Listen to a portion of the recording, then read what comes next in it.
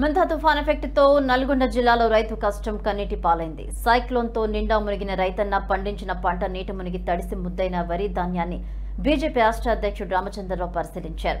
తాజాగా నల్గొండ జిల్లాలో పర్యటించిన ఆయన రైతుల సమస్యలపై తీవ్రంగానే స్పందించారు.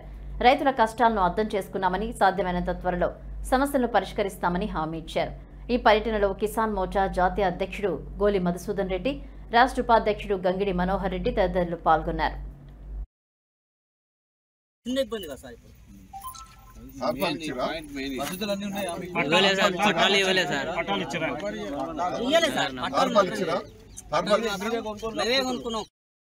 రైతులు నిజంగా ఈరోజు వారి కష్టాలు చెప్పుకుంటున్నారు.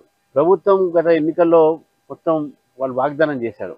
రైతులకు ఎటువంటి నష్టం జరగకుండా ఫస్ట్ 500 రూపాయలు బోనస్ ఇస్తాను, అది ఇంతవరకు ఇవ్వలేదు. ఎప్పుడు ఇవ్వలేదు, 2 సంవత్సరాలు అయినప్పుడు ఇవ్వలేదు. ఇప్పుడు ఏ విధంగానైనా ధాన్యం ఉండనియండి, మాయిశ్చర్ ఉండనియండి, లేకుండా అందరూ కూడా అన్ని కొంటా అని చెప్తా ఉన్నారు. ఇప్పుడు వాళ్ళు కొనక 20 రోజుల నుంచి కొనుగోలు కేంద్రాలు పెడితే సరైన వసతులు లేకుండా, టార్పాలిన్స్ లేకుండా ఈ విధంగా మొలకరిస్తున్నాయి. ఒకసారి మనం చూస్తే తెలుస్తుంది. ఈ రకమైన పరిస్థితి రైతులు ఉన్నది. రైతులు మంచి ధాన్యం తీసుకోకపోతే రోజు సాయంకాలం పూట వాన పడుతుంది, పొద్దున ఎండబెడతారు, మళ్ళీ సాయంకాలం వాన పడుతుంది.